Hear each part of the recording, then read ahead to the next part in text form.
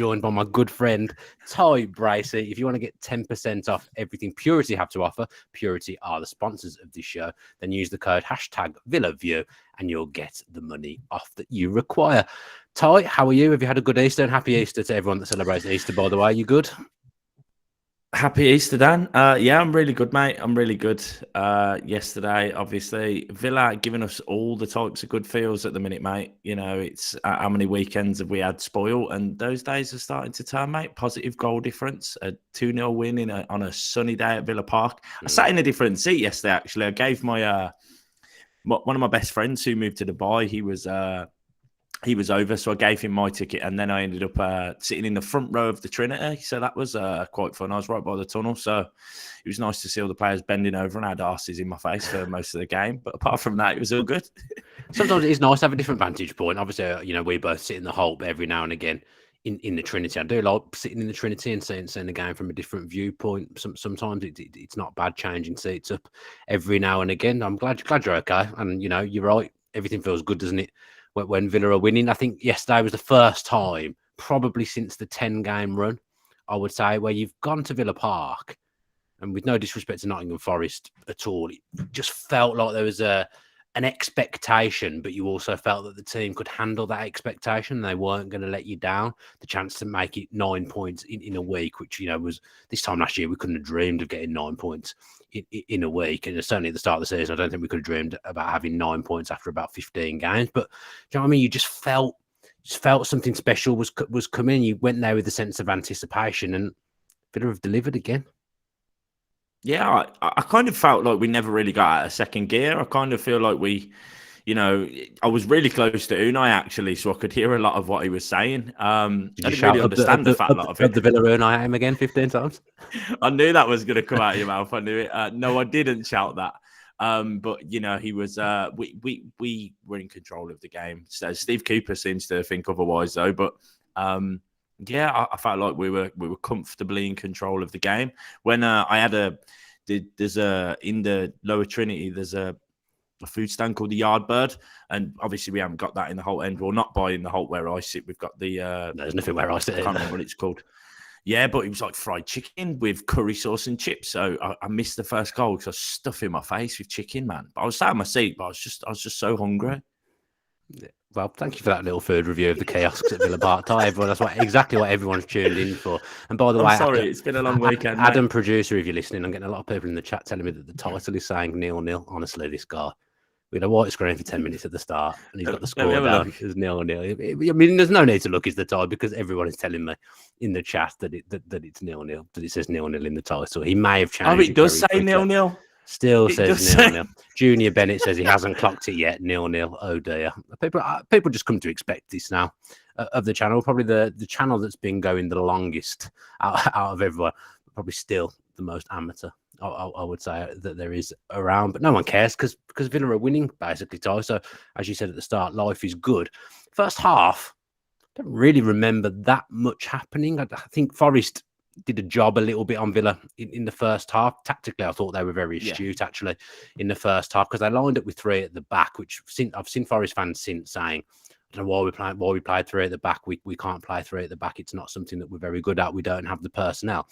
But I thought they stifled Villa really well in the first half, and they had Danilo and Morgan Gibbs-White playing as number 10s, playing off Brennan Johnson, who even though he didn't have a great game yesterday, I was still impressed by Brennan Johnson. He's someone that I like. But they just sat on Mcginn and Louise in the middle of the park when Villa had goal kicks or when Villa were in possession around the back.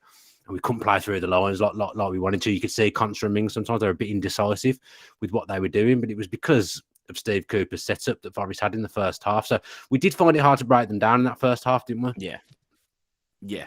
They the fans were up for it as well, mate. But you know they were loud. They were a lot louder than ours. I thought we were quiet considering you know the current run of form. I thought Villa Park was the start was raucous, and then after we didn't break them down 15-20 minutes, it went a little bit quiet, I would say. I thought it was going to be an atmosphere like that Friday night against Everton, where I was with you when I sat with you for that game. I thought the atmosphere was going to be on a par with that, but it just wasn't. But the Forest fans were up for it, and the players were as well. But you know, they just couldn't break down the Emery masterclass, mate.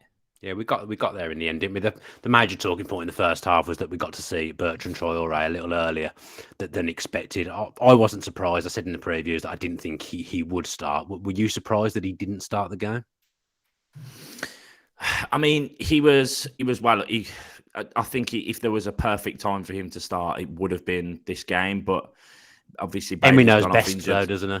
That's the thing now. You He can't does. even He argue with does anything. No one's going to exactly. argue with the team selections, are they? Exactly, and I mean, did we think that we'd be sat at 30 games into the season? Dan, no. But at the start of the season, did we also think that Bertrand Traore would be winning us games? We probably also didn't think that either. You know, being sixth in the league and Traore getting, you know, limbs and winners. So it's obviously talking about the midweek game there, not the one from. But he got the first goal yesterday, mate, and it's good to see. I love an underdog story. You know, we all love an underdog story of someone scoring the goals who we probably don't expect to score the goals. So I mean, I think he surprised us all. He silenced everyone, innit? But you say that, and you know it's easy to say that and to think that. But he's basically played a season for Villa, and then 2 games. Well, not even 2 games, but maybe a whole game, all in with the minutes that he's had so far this season. But in a season and 1 game, the guy's got 10 goals for Villa. So he's productive, and he's got a nice little collection of goals as well. He seems to have this thing at the moment where players want to give him the ball as well for him to curl it home. It's amazing that in 2 games running, first Ndidi and then John Joe Shelvey, giving him the ball, he still has a fair bit to do. I think. I don't think that's an easy finish past Navas. I don't, but he's bent it home with aplomb, and it's just, again, everything Emery does at the moment, and now everything Bertrand Traore does, it just seems to all be coming together and working.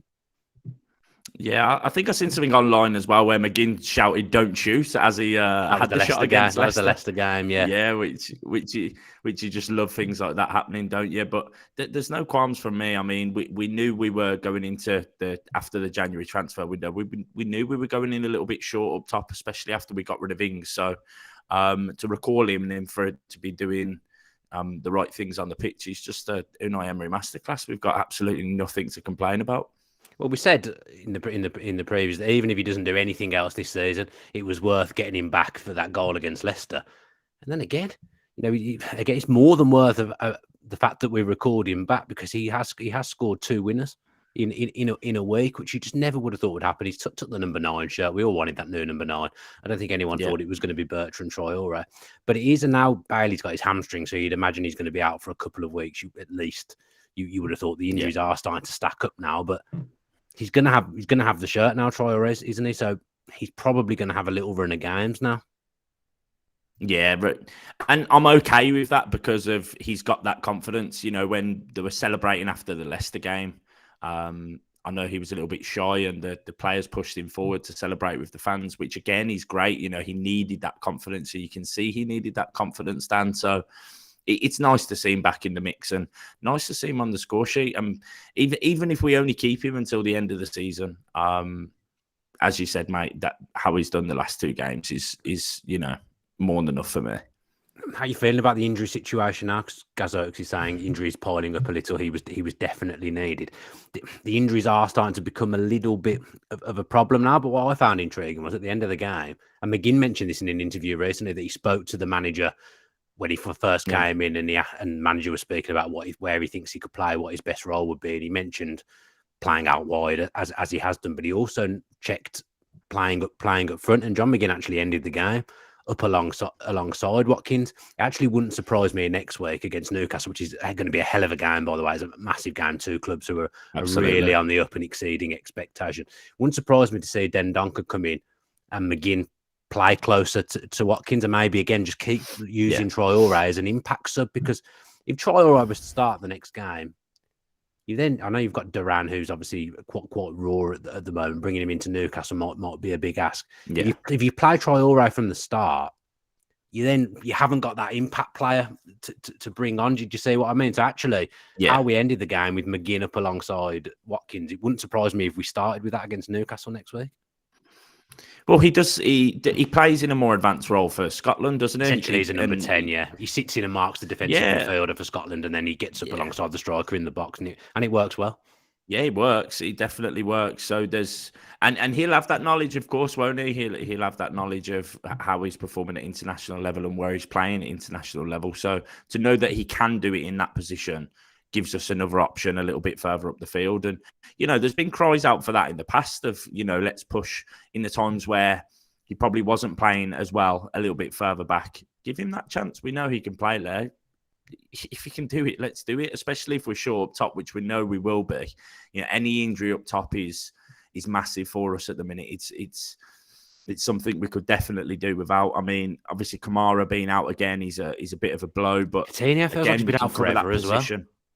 Yeah, he can't be far off coming back either, surely. I didn't look at the injury update that Villa posted the other day. Is he close, Coutinho? I think I might be getting confused with someone else. He kind of name-checked a few players. It was a little bit confusing that he's 10 days to 2 weeks. I think Coutinho was amongst the ones that he said was going to be 10 days to 2 weeks. But that Arsenal game feels a long time ago. And obviously, it was a fair while ago. But he hasn't played since he scored that goal in that game. So... we need to get some bodies back. Bodies will come back, but it's just suddenly now we start to lose a few more. You say what you like about Bailey, whether you like him, whether you don't. It's a loss to not have him because it's another body of course down in the squad. Yeah. And actually, in the action where he picked up the injury, he was unlucky. He did a good bit of play and pulled himself into the box. The big one, and AVFC has just said it at the moment, we just have to keep Ollie Watkins fit. He was relatively quiet yesterday, but again, he ends the game with a goal, and then reveals a physique that I didn't know that was there as well. By the way, look, he was prime and ready for a boxing game, a boxing match at the end of the game. And I was delighted he took his shirt off because I'm bottom of my fantasy football league with my best mate. My best mate had Watkins as captain, so he lost a couple of points. I was delighted he took his shirt off and got booked because every point counts in fantasy football at the moment. But even in a game where he's relatively quiet, he was still effective, still doing his job, still working hard. He ends the game with a goal. That was the other thing as well. We just see the game out comfortably, even at 1-0. Over the years, I'd have panicked and said, we're going to concede. It's not the same nerves, is it? I was nothing. I was sat back in my chair, cigar out. I wasn't worried at all. Yeah, exactly the same for me. And how long's it been since we've been like that? I can't tell you the last time we went 1-0 up and I was but I felt it every game under Emery when we've been seeing a game out. I've never felt concerned that we're going to concede. It's really strange. No, and I think that has a lot to do with how well organised we look in defence as well. I think Emery's definitely got the best out of the defence. And again, Ashley Young putting in the minutes that he's putting in. That's a 38-year-old man, and he's putting in the shifts that he's putting in. It'd be great to have Matty Cash back as well. The more we've got available, the better. But defensively, I think we look great. And Moreno, though, every game, the size of the font that I say what a signing in just raises after every game. And, being that close to the pitch and seeing him that close up, bombing up the field yesterday was just, I just think it's a great signing, which makes me even more excited for what other types of signings we're going to see in the summer. I am very excited for this transfer window in the summer. Yeah, I don't know whether you saw it from where you were sitting, because obviously you said you were by the tunnel. At the end of the game, the back five all came together and had a big hug. Another clean sheet. The clean sheet record in recent weeks has been absolutely incredible as well. But I've said it in other shows. Like, we were, in some quarters, me included, some of those players, I was writing them off as they're not going to be good enough if we want to go to the next level. It just shows you how clear and concise Emery's tactics must be in his game plan, how thorough he is, how he must make a player understand what's required and what's needed. Because again, I thought Conte yesterday, absolutely brilliant. He made a couple of really key interceptions. He made an absolutely sensational block in the first half, I think it was. He played a pass out to Ramsey, chipped a pass into the middle of the park that started off an attack in the second half. He was just like Rolls Roycing through the game. Esri Konsa. And at the start of the season, I was very, very hard on him. And, I hold my hands up and say, I was wrong that a lot of the players were failing because there was no tangible system. Everything I've just praised Emery for, there was none of that under the previous managers, and the players were obviously struggling with it, because you can see now Esri Konsa that played in the start of the season against Bournemouth and got beat up by Kiefer Moore. Really, let's face it. Yeah. Now I watch him. I think he's absolutely brilliant. Him and Mings, that partnership, that must have been what it was like to watch them in that first season under Dean Smith, with not the first season, the lockdown season when none of us could go and we kept a lot of clean sheets. Yeah. Watching them now must have been what it would have been like watching them then. But now we've got this added thing of everyone just looks comfortable on the ball. Every single Everyone. player looks like they're a ball player. If you're a centre back, you look like a ball playing centre back. If you're a full back, Yeah. you look like you're excellent on the ball. All the midfielders. I was crying out for a midfielder that could pass in the August transfer window. Now McGinn's pinging the ball around. Dougie's always been a good passer. Just all the things that we were criticising players for at the start of the season. They just look all round good footballers, and they're tactically switched on and tactically astute as well. Every last one of them. Yeah, I think I seen a clip that Mings did, the interview that he did in the this week with one of the guys from, I think it was Sky Sports or Football Daily. And he said that Emery's very tactile, and everything he says, there's a reason behind it. Anything he says to them, there's always a reason behind it. You know, he there's always a bit of analysis or a tactical decision behind what he's saying to the players. And we know he gives them those group sessions. We know they have those one-to-one sessions as well of those guys going through those things together of the ways that they can improve. And not only is Emery, I think maybe, probably up there with the best tactician we've had as a manager. Certainly in my time already. And yeah, but the player side seems to be there as well. The player side really seems to be there, and you can see that he's getting the best out of everybody. It's not just about shape and tactics and playing out from the back. It's not just about that. It's the confidence of the players and getting the best out of them. Ollie Watkins. Did we think he'd be doing what he's doing? He had been fairly quiet. The piece that I did on Match of the Day, I had said I hope that he finds his feet again under Emery and does find that confidence, and that's exactly what he's done, mate. So I think he's the bread and butter, mate. I genuinely never want to imagine a life without him now. It's like you as my mate. Do you know what I mean? I don't want to imagine a life without you, Dan. Do you know what I mean? Nice. The group chats that we're in say absolutely different, but yeah, that's very nice that you've said that on air in front of everyone that's watching live. But we can't talk about what's getting sent in group chats. No. Ollie Watkins. I actually think Ollie Watkins had a good season all round. Just the goals weren't there at the start of the season, and Villa didn't have a system that they could rely on, or a system that was effective to any single player that ended up in the starting lineup. That system was never designed to get the best out of anyone. We were just relying on moments of magic. Now we're getting the magic, and we've got a tangible system that you can see as well. You can see players have worked and things. But I think Watkins has worked hard and played well all season. But I thought the goals would probably come with Emery, because Emery's had a lot of strikers who've performed better than they are. Not better than they are, I don't mean that like that. But they had the guy for Villarreal, Moreno, and he'd never been prolific at the top level. But suddenly under Emery, he was scoring goals every week, and he led them to all kinds of success. Now, Watkins has had, to fair to Watkins, he's had double figures last season, and we weren't brilliant, but he's now at the level where you think if he had a whole season, you wouldn't bet against him getting 20 goals in a season in the Premier League, and now I think that's where he's at across the whole season. He's that kind of player. Rashford's had a run earlier on in the season for Manchester United where you could see what having a proper system did for him and having a proper plan, and it's the same for Watkins now, and he just looks, he's proper, isn't he? He's just absolutely lethal. The way he took that goal, he wouldn't have even tried that finish at the start of the season. He would not. He wouldn't have had the presence of mind to just chip the ball into the corner. It's a lovely, lovely finish, and the improvement in his game, the improvement in all the Villa players.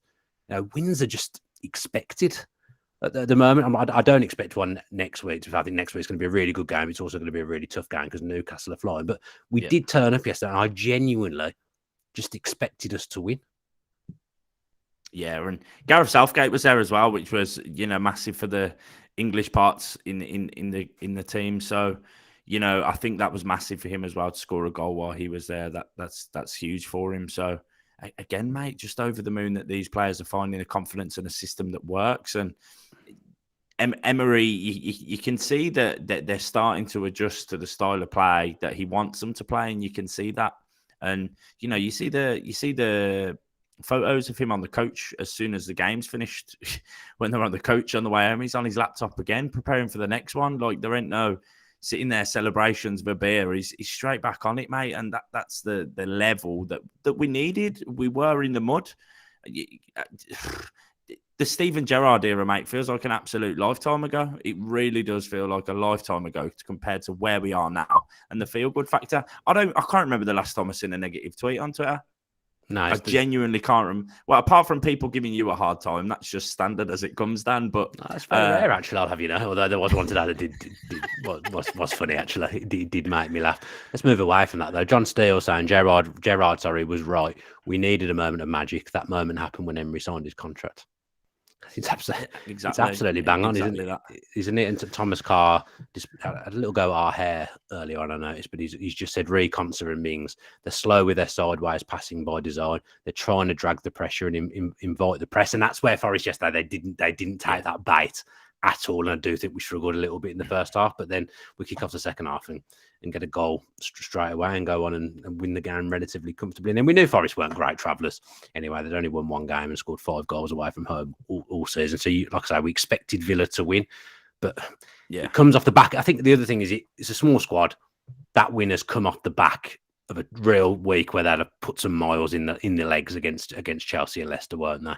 They've really done some serious mileage in the tank. It's been the same players virtually for 3. Ashley Young, like you said, he's older than me, which is very rare in football nowadays. And I've seen you run. He's played 3 games in a way. I mean, I'm not a professional athlete in my defence, but he's played 3 games. Your Instagram says otherwise, Dan, with these bike rides that you're posting every day. You know what it's like when you're doing exercise. Mr. Armstrong. I've seen when you're having a good run of fitness. I've seen your pictures in the gym suddenly come up on Instagram every day. When you're having a good run of fitness, you have to try and motivate yourself to continue it and put it on. It's accountability. It's accountability. I'm knocking you for it. Oh, my knees are knocking me.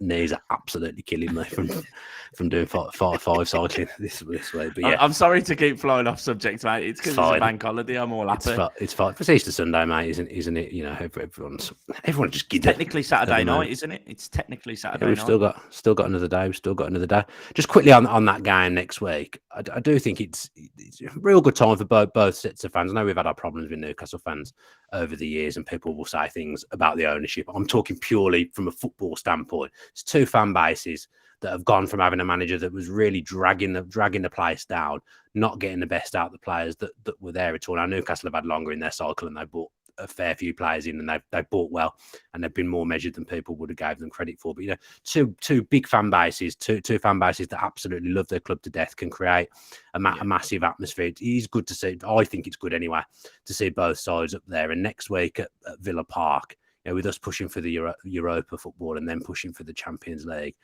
I just think it could be one hell of a game, and it could be one hell of an atmosphere. It's one to really look forward to, isn't it? It has to be. The atmosphere has to. The 12th man has to be on it for that game, mate. But they're going to need us. The Geordies, they're going to come, mate. They're going to come and they're going to sing loud and proud for the entire game. And we've got to be loud, and we've got to be louder than them.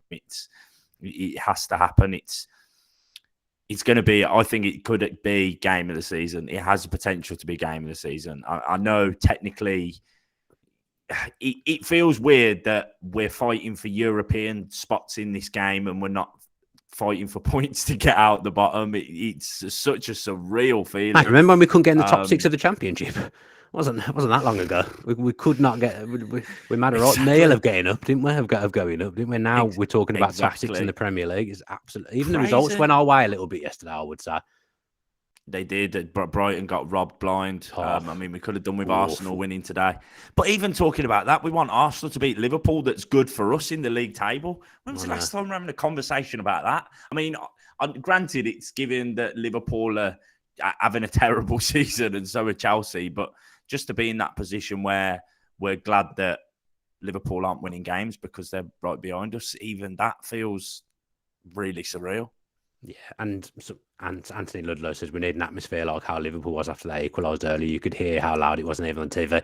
Yeah. That crowd was pulling that team through that game because it could have got once it went to 2-0, they could have gone out of sight, but the crowd got behind them after the Xhaka incident. And I do think the crowd played a massive part in getting them. Yeah, that is what changed that game. The Xhaka incident, 100%. That's what changed the game, 100%. Yeah. And we could, next week's atmosphere is crucial. We've got to get behind them next week. You're right. I really think it could be our game of the season, because if we win that against what's a really good team this season, we really are cooking 4 wins in a row. That would be 7 wins out of 8. I think beating a team that's right up there, Newcastle, that would be absolutely sensational. So it'll be a really good game at Villa Park. Lunchtime kickoff. Atmosphere should be good. Lunchtime kickoff, actually. It'd be a decent one. So yeah, I'm looking forward to that already. Let's look at the league table then before we go. I mean, as I say, we've spent a lot of time looking at league tables over the years. I remember looking at a league table when we lost 3-1 at home to Barnsley, and I got home at 2 a.m. So we better have a look at this one and drink it in. Aston Villa Football Club are 6th in the Premier League. The last time we finished 6th was in 2010 under Martin O'Neill, when we finished 6th 3 seasons in a row. So that was basically the last time we were having a good time in the Premier League, and it was well over 10 years ago now. So yeah, Aston Villa are 6th in the Premier League, breaking all kinds of records. Strikers breaking all kinds of records at the moment, and long may it continue. Ty, thank you ever so much for joining me today. I really, really appreciate it. Always enjoy talking to you. We'll have you back on again soon. I'm very, very sure about that. Thanks to everyone that's tuned in as well. And thanks to those that stayed with us after the 20-minute white screen at the start of the show as well. And thank you for Adam. And sorry about my camera quality as well. Yeah, I told you it was bad. See on. Yeah. No, I mean, it looks fine when I'm on, the studio view with you, but I've got YouTube open alongside it, and I look like I'm on a Mega Drive. So I'll no, not that good. Sorted. Master System, I reckon. You're on there. Thanks to Adam. You're a fossil compared to me. I know. Thanks to Adam as well. He makes mistakes, but we do love him, and there would be no Villa View basically without Adam. So thank you very much to him as well. He's got a family, and he's coming on to produce a show on Easter Sunday night. So thanks ever so much to him. Yeah, let's go. Let's go. Enjoy the rest of your night. Everyone will be back in the week with some more shows. I'll be in 1874 in the next couple of days with Greg as well. So watch out for that. Subscribe to the channel with your post notifications on. Give the video a like and a comment if you've enjoyed it. And as always, up the Villa. Up the Villa.